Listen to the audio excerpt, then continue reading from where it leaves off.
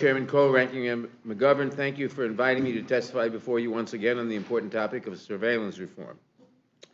As I've stated repeatedly throughout this process, it is long past time for Congress to rein in abuse of FISA Section 702 authorities by the intelligence community. Yes, there are already laws on the books designed to protect Americans from unauthorized government surveillance.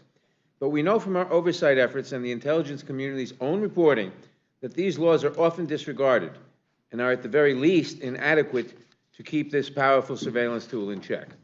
For example, under current law, intelligence officials must find it reasonably likely that a U.S. person query of the 702 database will turn up evidence of a crime or foreign intelligence information.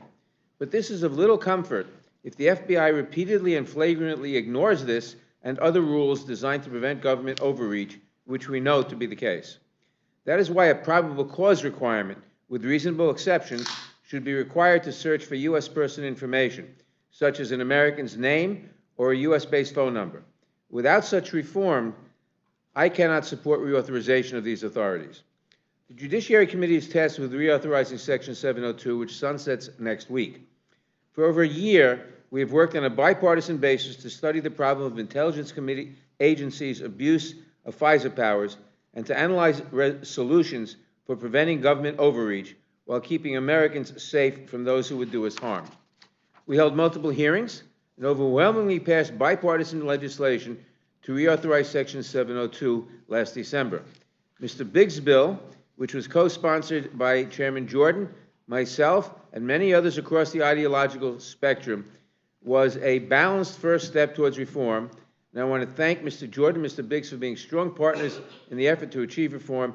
And as Mr. Jordan mentioned, this bill passed the Judiciary Committee on a bipartisan vote of 35-2. I can't think of anything else that passes the Judiciary Committee, but anything like that. But our attempts to reform and reauthorize Section 702 are beginning to appear Sisyphean. This is my third time appearing before your committee on a FISA bill this Congress. Yet not one of these appearances has resulted in the House floor vote. While I remain hopeful that we will eventually enact common-sense measures to rein in abuse of FISA Section 702 surveillance powers, I question the wisdom of repeatedly offering the same legislation and crossing our fingers that we will get a different result. This past February, I told you that while I didn't agree with the Speaker's approach of putting a neutral bill before the whole House and allowing Judiciary and HPSI to fight over amendments, I was still willing to play his game. 2 months later, nothing has changed. Except for a small change to the amendment process, the House bill still reflects a clear absence of agreement between HPSI and Judiciary. And as with last time, rather than employing any of the other options available to him, the Speaker would have us vote on all of the items of controversy individually.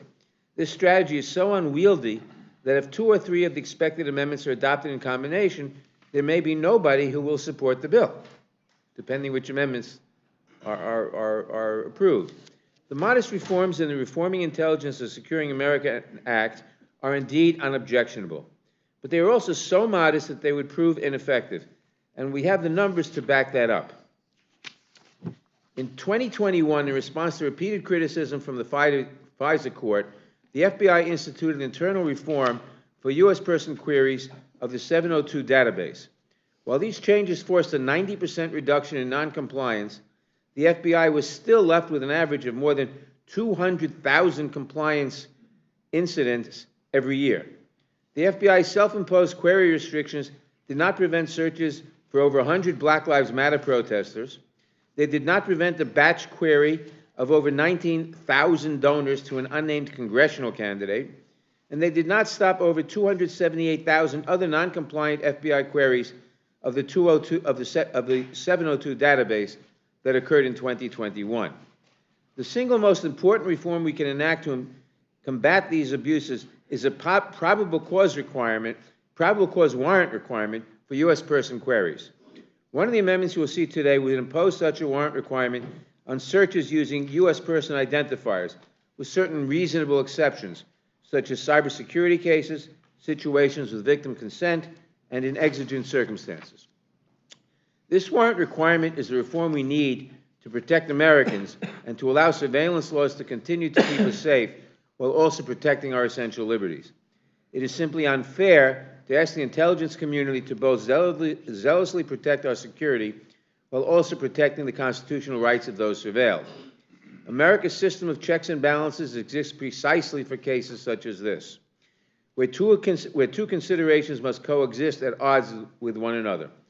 For too long, FISA Section 702 has enabled the surveillance of Americans without adequate safeguards to protect our civil liberties.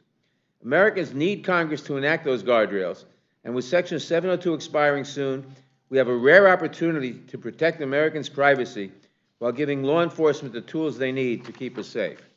But we don't have unlimited time to get this right. The extension to Section 702 that the House passed last December expires April 19th, 10 days from now.